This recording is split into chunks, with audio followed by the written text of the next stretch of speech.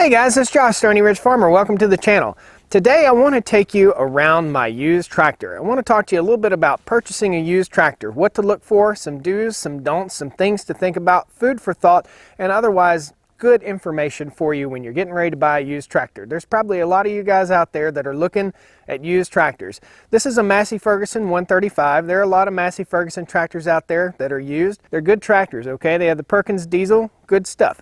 I'm going to take you around this tractor. I purchased it used. I just spent $1,350 on it, plus another $250 on the wheels getting some repairs done. And I want to show you some of the mistakes that I've made so that you don't make the same mistakes, or some food for thought so that you don't make the same mistakes. You can get a good buy in these kind of tractors, but sometimes you got to watch out for the little idiosyncrasies that might cost your butt. So come along with me and I'll show you what to look for when buying a used tractor, Massey Ferguson or any other tractor. Come along.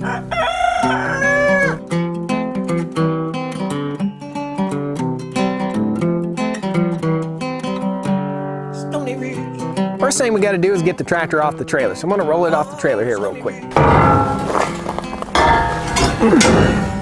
One thing everybody needs to know when you're starting a tractor, sit on the tractor. Do not start the tractor at all without being seated in this seat. If you turn that key and you're between these wheels, it's going to hurt you very bad and maybe even kill you.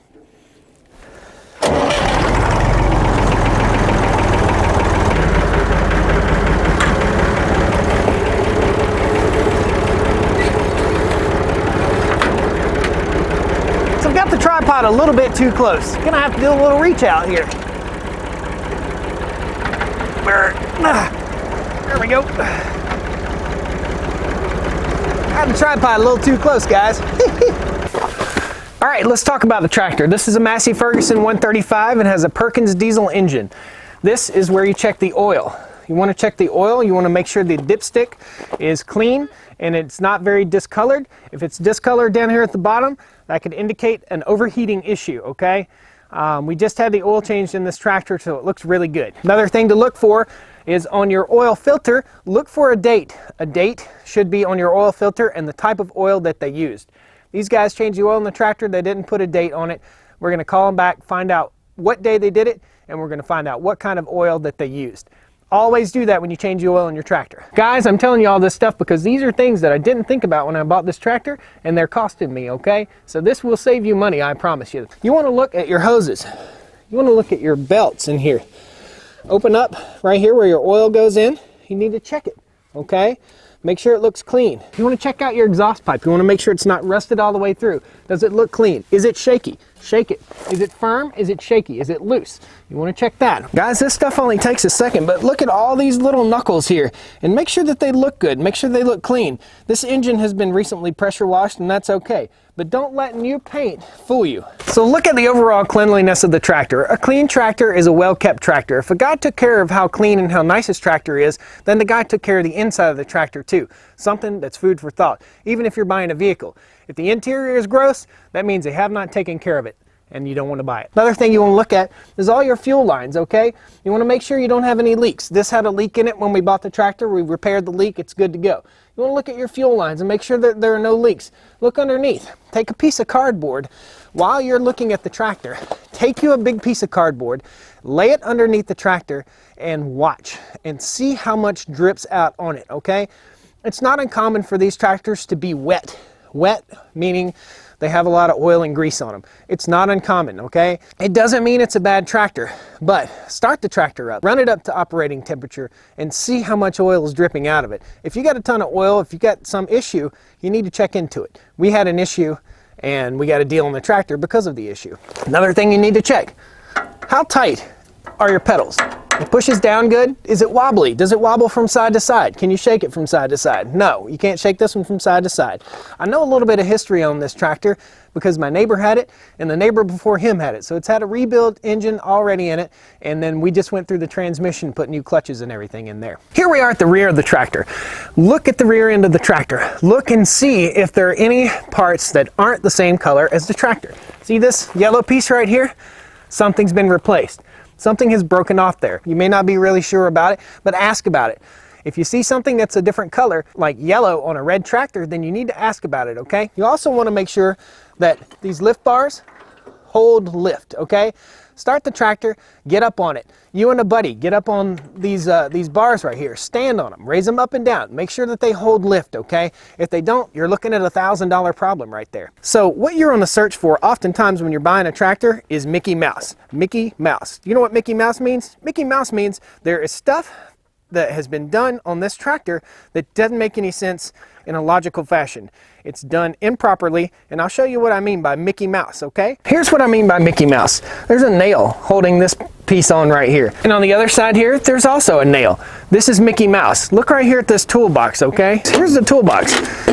Do you think this has been taken care of right here? I don't think so, okay? Guys, the seat's in good condition, but there is no back on the seat. The seat back has since rotted away. So while we're in the back here, I'm gonna show you the wheels. Look at these wheels right here, and what do you see? There's some crusty stuff on there. What's that crusty stuff? That crusty stuff is where I had to have a repair done because I could not put air in the wheels and tires. Check your wheels and tires, very good. Let's talk about wheels and tires. Here are the tires that came on this tractor. They have a little bit of cracking, not a lot of cracking. The tread seems to be good. It seems to feel rubbery. It doesn't feel hard like a brick. It feels rubbery, so it gets good grip. These tires will be good for several more years, no problem whatsoever. What we didn't know to check was the wheel. So these old tractors had a caustic material put inside the wheel to help seal the wheel off and add weight to the rear of the tractor. This caustic material was like salt. I'm not sure exactly what it is. I think it had potassium in it.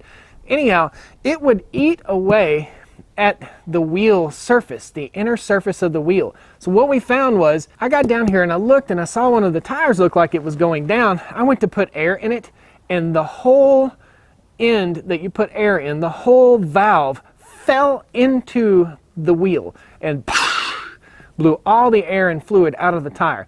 A costly repair, a $250 to $275 repair, and we did both rear wheels just to make sure. Check your valve stems on your tractor. Make sure they're not crusty and rusty. If you can't grab that valve stem and wiggle it and it doesn't go pss, pss, pss, pss, then you're okay. If you grab it or look at it and you think it's crusty, old, and rusty and you shake it, that thing might bust loose on you. Pay attention to that, okay? It will save you money. Another problem you need to look for is electrical issues, okay? There could be some electrical issue on your tractor that you're not aware of, like the alternator not charging. Here is a brand new alternator. We had to put a brand new alternator on our tractor. So we would have known this had we taken a $6 voltmeter that you could get at any auto parts store and put it on this wire. This wire. This is a single wire alternator. All we had to do was check that and make sure it's got some output and we'd be good to go. We got a brand new battery in here. That's great. Brand new battery is great. The reason we got a brand new battery is because the alternator wasn't charging. There you go. So when you go to start your tractor, turn it over. Make sure when you turn the key, it engages and it starts smooth. Make sure when you pull the kill switch on these old tractors that it kills it really smooth. Everything's really smooth. Look for leaks. Look for fuel leaks, oil leaks, hydraulic fluid leaks. There's a weep hole. It's called a weep hole, a tiny little hole in the bottom of the transmission on this tractor that's supposed to have a little cotter key hanging out of the bottom of it. And that cotter key is to help keep trash out of that weep hole. Check. Make sure it's underneath there. Feel your hand underneath the belly of this tractor and there should be a little cotter key. If you don't know what a cotter key is, Google it. It's a little bitty pin. It should be hanging down underneath there. It's supposed to be there, guys. I don't know if these guys that did the work on my tractor put the cotter key back in there. I hope they did. If they didn't, it's not a big deal, but it should be under there. If that cotter key is not under the tractor, someone has been into the transmission of this tractor and you need to ask a question about it, okay? Either that or someone took a pair of pliers and pulled it out. More than likely, someone has been into that transmission, and that's your sign. If the cotter key's not hanging, that's your sign. And a Massey Ferguson 135. So we're up here sitting on the tractor. I'm going to show you how this thing should start, okay? One thing you need to be looking at when you start it, does the amp meter work? Does the hour meter work? Does the fuel gauge work? Does the temperature gauge work? Does the oil pressure gauge work? Oil pressure is the lifeblood of your tractor. Every time you use your tractor, check the oil. Every time. Hands down, every time you start it, check the oil. Oftentimes, older tractors, the RPM gauge won't work on it, but the hour gauge is still turning. So that's something important. That's what you need to write your hours down on your oil filter also to make sure that you're changing your oil appropriately. So let's get a good look at the dashboard on this thing. So what do we have here? We have a switch. This is for your lights. This is rear lights, front lights, flashers. This is for your water temperature. This is your oil pressure. This is your amp meter. This is your fuel gauge. And this is your hour meter. This hour meter still turns, but for some reason the needle doesn't move. We had a new amp meter put in because the old amp meter was bad. So our fuel gauge does not work. That's something we're going to work on here in the garage and get fixed. Our water temperature gauge is one of the most important gauges, and it does work. As we warm the tractor up, it gets up to operating temperature, and we want this gauge to move before we move. We don't want to move the tractor until this gauge moves off of 130. And our oil pressure is awesome. It reads 50 plus pounds. So let's get this tractor fired up. I'm going to show you the process you have to go through to fire the tractor up, okay? Got my chicken over there. Something you need to know with these tractors is some of them will start in gear. You're not cooperating, dude. Some of them will start in gear and some of them won't. It's not supposed to start in gear. So try it. See if it'll start in gear. If it will start in gear, then there's a little switch problem in there. It's not a big deal, but it's something you need to be aware of because it's a safety issue. That's why I say don't ever start a tractor while you're standing off to the side of it. Always be seated in the tractor seat if you start a tractor. So here's the starting procedure on this Massey Ferguson 135 tractor. To press the clutch on the left side, make sure your selector is in the start S mode right here. There's L, S, and H. Low, start, and high. Put yourself in neutral and then release your kill switch and turn your key over.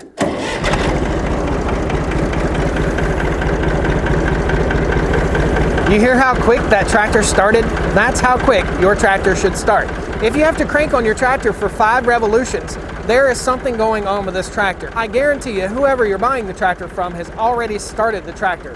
When you go up to assess your tractor that you're thinking of purchasing, gently put your hand on the exhaust pipe area. Put it near the exhaust pipe. You don't have to touch it, but put it near the exhaust pipe. Assess that tractor and see if it's been started and ran before you got there, because that's a trick. They'll get you. That is a trick. You want to start it cold. So here's what your gauges should be doing. Your oil pressure gauge is pegged. It's doing great. Our amp meter gauge is doing good. As we bring up the RPMs on it,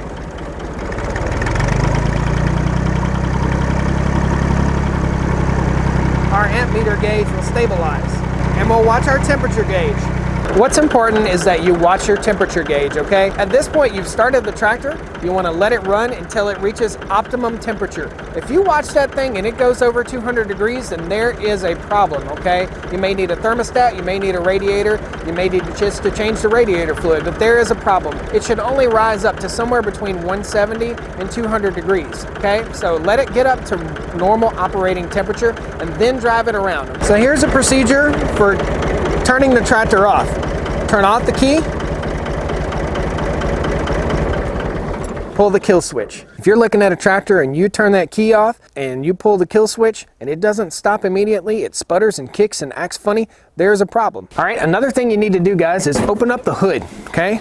Take a look in here, see how clean it is, see what it looks like, see what the radiator looks like. Is there a leak? Pop the lid on the radiator and look down in there. See what the radiator fluid looks like. If it's green and pretty and clean, then it's good.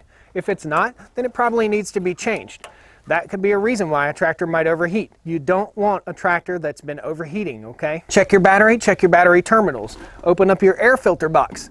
Look inside. See if the air filter's been changed. See if there's a rat's nest in the air filter. If there is, the person that's operating and selling this tractor to you has not been maintaining and keeping up his tractor. I can't stress it enough. You don't want to buy a tractor that someone has neglected unless you're getting a crazy good deal on it. Another thing you need to look at, open this little tab right here.